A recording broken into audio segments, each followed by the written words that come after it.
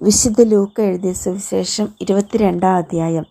യേശുവിനെ വധിക്കാൻ ഗൂഢാലോചന. പെസഹ എന്ന് വിളിക്കപ്പെടുന്ന പുളിപ്പില്ലാത്ത അപ്പത്തിൻ്റെ തിരുനാൾ അടുത്തു. പുരോഹിതന്മാരും നിയമജ്ഞരും അവനെ എങ്ങനെ വധിക്കാമെന്ന് അന്വേഷിച്ചു കൊണ്ടിരുന്നു. പക്ഷേ അവർ ജനങ്ങളെ ഭയപ്പെട്ടു. 12 പേരിൽ ഒരുവനും സ്കറിയോത്ത എന്ന് വിളിക്കപ്പെടുന്നവനുമായ യൂദാസിൽ സാത്താൻ പ്രവേശിച്ചു. അവൻ പുരോഹിത പ്രമുഖന്മാരെയും സേനാധിപന്മാരെയും സമീപിച്ച് എങ്ങനെയാണ് യേശുവിനെ അവർക്ക് ഒറ്റിക്കൊടുക്കേണ്ടതെന്ന് ആലോചിച്ചു. അവർ സന്തോഷിച്ചു. അവന് പണം കൊടുക്കാമെന്ന് വാഗ്ദാനം ചെയ്തു. അവൻ അവർക്ക് വാക്കുകൊടുത്തു. ജനക്കൂട്ടമില്ലാത്തപ്പോൾ അവനെ ഒറ്റിക്കൊടുക്കാൻ അവൻ അവസരം പാർത്തുകൊണ്ടിരുന്നു. ശിഷ്യന്മാർ പെസഹ ഒരുക്കുന്നു. പെസഹ കുഞ്ഞാടിനെ ബലി കഴിക്കേണ്ടിയിരുന്ന പുളിപ്പില്ലാത്ത അപ്പത്തിൻ്റെ ദിവസം വന്നു ചേർന്നു. യേശു പത്രോസിനെയും യോഹന്നാനെയും അയച്ചുകൊണ്ട് പറഞ്ഞു, നിങ്ങൾ പോയി നമുക്ക് പെസഹ ഭക്ഷിക്കേണ്ടതിന് ഒരുക്കങ്ങൾ ചെയ്യുവിൻ. അവർ അവനോട് ചോദിച്ചു, ഞങ്ങൾ എവിടെ ഒരുക്കണമെന്നാണ് നീ ആഗ്രഹിക്കുന്നത്? അവൻ പറഞ്ഞു, ഇതാ, നിങ്ങൾ പട്ടണത്തിലേക്ക് പ്രവേശിക്കുമ്പോൾ ഒരു കുടം വെള്ളം ചുമന്നുകൊണ്ട് ഒരുവൻ നിങ്ങൾക്കെതിരെ വരും. അവൻ പ്രവേശിക്കുന്ന വീട്ടിലേക്ക് നിങ്ങൾ അവനെ പിന്തുടരുക. ആ വീടിൻ്റെ ഉടമസ്ഥനോട് പറയുക, ഗുരു നിന്നോട് ചോദിക്കുന്നു, എൻ്റെ ശിഷ്യന്മാരോടുകൂടെ ഞാൻ പെസഹ ഭക്ഷിക്കുന്നതിനുള്ള വിരുന്നുശാല എവിടെയാണ്? സജ്ജീകൃതമായ ഒരു വലിയ മാളിക മുറി അവൻ നിങ്ങൾക്ക് കാണിച്ചു തരും. അവിടെ ഒരുക്കുക. അവർ പോയി അവൻ പറഞ്ഞതുപോലെ കണ്ടു പെസഹ ഒരുക്കുകയും ചെയ്തു. പുതിയ ഉടമ്പടി. സമയമായപ്പോൾ അവൻ ഭക്ഷണത്തിനിരുന്നു. അവനോടൊപ്പം അപ്പസ്തോലന്മാരും. അവൻ അവരോട് പറഞ്ഞു, പേടി അനുഭവിക്കുന്നതിന് മുമ്പ് നിങ്ങളോടുകൂടെ ഈ പെസഹ ഭക്ഷിക്കുന്നതിന് ഞാൻ അത്യധികം ആഗ്രഹിച്ചു. ഞാൻ നിങ്ങളോട് പറയുന്നു, ദൈവരാജ്യത്തിൽ ഇത് പൂർത്തിയാകുന്നതുവരെ ഞാൻ ഇനി ഇത് ഭക്ഷിക്കുകയില്ല. അവൻ പാനപാത്രമെടുത്ത് കൃതജ്ഞത സ്തോത്രം ചെയ്തതിന് ശേഷം പറഞ്ഞു, ഇത് വാങ്ങി നിങ്ങൾ പങ്കുവയ്ക്കുവിൻ. ഞാൻ നിങ്ങളോട് പറയുന്നു, ഇപ്പോൾ മുതൽ ദൈവരാജ്യം വരുന്നതുവരെ മുന്തിരിയുടെ ഫലത്തിൽ നിന്ന് ഞാൻ പാനം ചെയ്യുകയില്ല. പിന്നെ അവൻ അപ്പമെടുത്ത് കൃതജ്ഞത സ്തോത്രം ചെയ്ത് മുറിച്ച് അവർക്ക് കൊടുത്തുകൊണ്ട് അരുളി ചെയ്തു, ഇത് നിങ്ങൾക്ക് വേണ്ടി നൽകപ്പെടുന്ന എൻ്റെ ശരീരമാണ്. എൻ്റെ ഓർമ്മയ്ക്കായി ഇത് ചെയ്യുവിൻ. അപ്രകാരം തന്നെ അത്താഴത്തിന് ശേഷം അവൻ പാനപാത്രം എടുത്തുകൊണ്ട് അരുളി ചെയ്തു, ഈ പാനപാത്രം നിങ്ങൾക്ക് വേണ്ടി ചിന്തപ്പെടുന്ന എൻ്റെ രക്തത്തിലുള്ള പുതിയ ഉടമ്പടിയാണ്.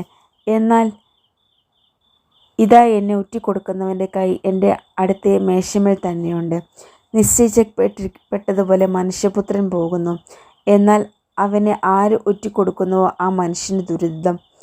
തങ്ങളിൽ ആരാണ് ഇത് ചെയ്യാനിരിക്കുന്നതെന്ന് അവർ പരസ്പരം ചോദിക്കാൻ തുടങ്ങി. ആരാണ് വലിയവൻ? തങ്ങളിൽ വലിയവൻ ആരാണ് എന്നൊരു തർക്കം അവരുടെ ഇടയിലുണ്ടായി. അപ്പോൾ അവൻ അവരോട് പറഞ്ഞു, വിജാതിയരുടെ മേൽ അവരുടെ രാജാക്കന്മാർ ആധിപത്യം അടിച്ചേൽപ്പിക്കുന്നു. തങ്ങളുടെ മേൽ അധികാരമുള്ളവരെ അവർ ഉപകാരികളായി കണക്കാക്കുകയും ചെയ്യുന്നു.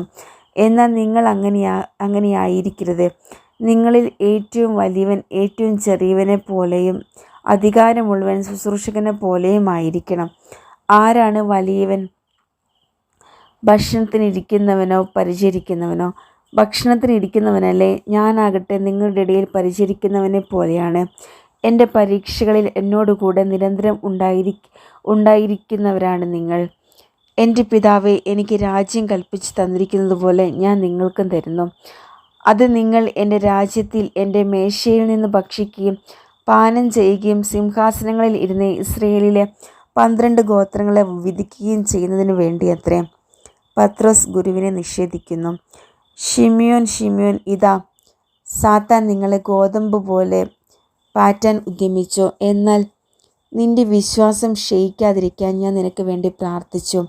നീ തിരിച്ചു വന്ന് എൻ്റെ സഹോദരനെ ശക്തിപ്പെടുത്തണം. ശിമിയോൻ പറഞ്ഞു, കർത്താവേ, നിന്റെ കൂടെ കാരാഗൃഹത്തിലേക്ക് പോകാനും മരിക്കാനും തന്നെ ഞാൻ തയ്യാറാണ്. അവൻ പറഞ്ഞു, പത്രോസേ, ഞാൻ നിന്നോട് പറയുന്നു, നീ എന്നെ അറിയുകയില്ല എന്ന് 3 പ്രാവശ്യം നിഷേധിച്ച് പറയുന്നതിന് മുമ്പ് ഇന്ന് കോഴി കൂവുകയില്ല.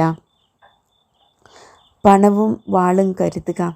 അനന്തരം അവൻ അവരോട് ചോദിച്ചു, ഞാൻ നിങ്ങളെ മടിശീലയോ ഭാണ്ഡമോ ചെരുപ്പോ ഇല്ലാതെ അയച്ചപ്പോൾ നിങ്ങൾ എന്തിനെങ്കിലും കുറവുണ്ടായോ? അവൻ പറഞ്ഞു, ഒന്നിനും കുറവുണ്ടായില്ല. അവൻ പറഞ്ഞു, എന്നാൽ ഇപ്പോൾ മടിശീലയുള്ളവൻ അതെടുക്കട്ടെ, അതുപോലെ തന്നെ ഭാണ്ഡവും. വാളില്ലാത്തവൻ സ്വന്തം കുപ്പായം വിറ്റ് വാൾ വാങ്ങട്ടെ. ഞാൻ നിങ്ങളോട് പറയുന്നു, അവൻ നിയമലംഘകരോടുകൂടെ എഴുതപ്പെട്ടിരിക്കുന്നത് എന്നിൽ നിവൃത്തിയാകേണ്ടിയിരിക്കുന്നു. എന്തെന്നാൽ എന്നെപ്പറ്റി എഴുതപ്പെട്ടിരിക്കുന്നത് പൂർത്തിയാകേണ്ടവയാണ്. അവർ പറഞ്ഞു, കർത്താവേ, ഇതാ ഇവിടെ 2 വാളുണ്ട്. അവൻ പറഞ്ഞു, മതി. ഗെത്സെമനിൽ പ്രാർത്ഥിക്കുന്നു. അവൻ പുറത്തു വന്ന് പതിവ് പോലെ ഒലിവുമലയിലേക്ക് പോയി. ശിഷ്യന്മാരും അവനെ പിന്തുടർന്നു. അവിടെ എത്തിയപ്പോൾ അവൻ അവരോട് പറഞ്ഞു, നിങ്ങൾ പരീക്ഷയിൽ ഉൾപ്പെടാതിരിക്കാൻ പ്രാർത്ഥിക്കുവിൻ. അവൻ അവരിൽ നിന്ന് ഒരു കല്ലേറ് ദൂരം മാറി മുട്ടിന്മേൽ വീണ് പ്രാർത്ഥിച്ചു, പിതാവേ, അങ്ങേക്ക് ഇഷ്ടമെങ്കിൽ ഈ പാനപാത്രം എന്നിൽ നിന്ന് അകറ്റണമേ. എങ്കിലും എൻ്റെ ഹിതമല്ല, അവിടുത്തെ ഹിതം നിറവേറട്ടെ. അപ്പോൾ അവനെ ശക്തിപ്പെടുത്താൻ സ്വർഗ്ഗത്തിനൊരു ദൂതൻ പ്രത്യക്ഷപ്പെട്ടു. അവൻ തീവ്രവേദനയാൽ മുഴുകി കൂടുതൽ തീക്ഷ്ണമായി പ്രാർത്ഥിച്ചു. അവൻ്റെ വിയർപ്പ് രക്തത്തുള്ളികൾ പോലെ നിലത്ത് വീണു. അവൻ പ്രാർത്ഥന കഴിഞ്ഞെഴുന്നേറ്റ് ശിഷ്യന്മാരുടെ അടുത്ത് വന്നപ്പോൾ അവർ വ്യസന നിമിത്തം തളർന്നുറങ്ങുന്നത് കണ്ടു. അവൻ അവരോട് ചോദിച്ചു, നിങ്ങൾ ഉറങ്ങുന്നത് എന്തേ? പരീക്ഷയിൽ അകപ്പെടാതിരിക്കാൻ ഉണർന്നിരുന്നു പ്രാർത്ഥിക്കുവിൻ. യൂദാസ് യേശുവിനെ ഒറ്റിക്കൊടുക്കുന്നു. അവൻ ഇത് പറഞ്ഞുകൊണ്ടിരിക്കുമ്പോൾ ഒരു ജനക്കൂട്ടം അവിടെ വന്നു. 12 പേരിൽ ഒരുവനായ യൂദാസാണ് അവരുടെ മുമ്പിൽ നടന്നിരുന്നത്. യേശുവിനെ ചുംബിക്കാൻ അവൻ മുമ്പോട്ട് വന്നു. യേശു അവനോട് ചോദിച്ചു, യൂദാസേ, ചുംബനം കൊണ്ടോ നീ മനുഷ്യപുത്രനെ ഒറ്റിക്കൊടുക്കുന്നത്? എന്താണ് സംഭവിക്കാൻ പോകുന്നത് എന്ന് കണ്ടപ്പോൾ യേശുവിനോട് കൂടെ ഉണ്ടായിരുന്നവർ, കർത്താവേ, ഞങ്ങൾ വാളെടുത്ത് വെട്ടട്ടെയോ എന്ന് ചോദിച്ചു. അവരിൽ ഒരുവൻ പ്രധാന പുരോഹിതൻ്റെ സേവകനെ വെട്ടി അവൻ്റെ വലത്ത് ചെവി ഛേദിച്ചു. അത് കണ്ട് യേശു പറഞ്ഞു, നിർത്തൂ. അനന്തരം യേശു അവൻ്റെ ചെവി തൊട്ട് അവനെ സുഖപ്പെടുത്തി. അപ്പോൾ യേശു തനിക്കെതിരെ വന്ന പുരോഹിത പ്രമുഖന്മാരോടും ദേവാലയ സേനാധിപന്മാരോടും ജനപ്രമാണികളോടും പറഞ്ഞു, കവർച്ചക്കാരനെതിരെ എന്ന പോലെ വാളും വടിയുമായി നിങ്ങൾ വന്നിരിക്കുന്നുവോ? ഞാൻ നിങ്ങളോട് കൂടെ എല്ലാ ദിവസവും ദേവാലയത്തിലായിരുന്നപ്പോൾ നിങ്ങൾ എന്നെ പിടിച്ചില്ല. എന്നാൽ ഇത് നിങ്ങളുടെ സമയമാണ്. അന്ധകാരത്തിൻ്റെ ആധിപത്യം പത്രോസ് തള്ളി പറയുന്നു. അവർ അവനെ പിടിച്ച് പ്രധാന ആചാര്യൻ്റെ വീട്ടിലേക്ക് കൊണ്ടുപോയി. പത്രോസ് അകലെയായി അവനെ അനുഗമിച്ചിരുന്നു. അവർ നടുമുറ്റത്ത് തീക്കൂട്ടി അതിനു ചുറ്റും ഇരുന്നപ്പോൾ പത്രോസും അവരോട് കൂടെ ഇരുന്നു.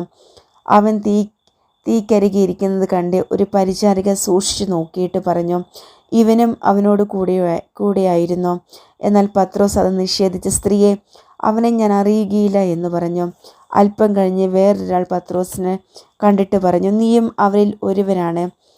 അപ്പോൾ അവൻ പറഞ്ഞു, മനുഷ്യ, ഞാനല്ല. ഏകദേശം 1 മണിക്കൂർ കഴിഞ്ഞ് വേറൊരാൾ ഉറപ്പിച്ചു പറഞ്ഞു, തീർച്ചയായും ഈ മനുഷ്യനും അവനോട് കൂടിയായിരുന്നു. ഇവനും ഗലീലക്കാരനാണല്ലോ. പത്രോസ് പറഞ്ഞു, മനുഷ്യ, നീ പറയുന്നത് എന്താണെന്ന് എനിക്ക് അറിഞ്ഞുകൂടാ. അവൻ ഇത് പറഞ്ഞുകൊണ്ടിരിക്കുമ്പോൾ തന്നെ കോഴി കൂവി. കർത്താവ് പത്രോസിനെ നേരെ തിരിഞ്ഞ് അവനെ നോക്കി. ഇന്ന് കോഴി കൂവുന്നതിന് മുമ്പ് 3 പ്രാവശ്യം നീ എന്നെ നിഷേധിക്കുമെന്ന് കർത്താവ് പറഞ്ഞ വചനം അപ്പോൾ പത്രോസ് ഓർമ്മിച്ചു. അവൻ പുറത്തുപോയി മനം നൊന്ത് കരഞ്ഞു. യേശുവിനെ പരിഹസിക്കുന്നു. യേശുവിനെ കാവൽ നിന്നിരുന്നവർ അവനെ പരിഹസിക്കുകയും അടിക്കുകയും ചെയ്തു. അവർ അവൻ്റെ കണ്ണുകൾ മൂടിക്കൊണ്ട്, നിന്നെ അടിച്ചവൻ ആരെന്ന് പ്രവചിക്കുക എന്ന് പറഞ്ഞു. അവർ അവനെ അധിക്ഷേപിച്ച് അവനെതിരായി പലതും പറഞ്ഞു.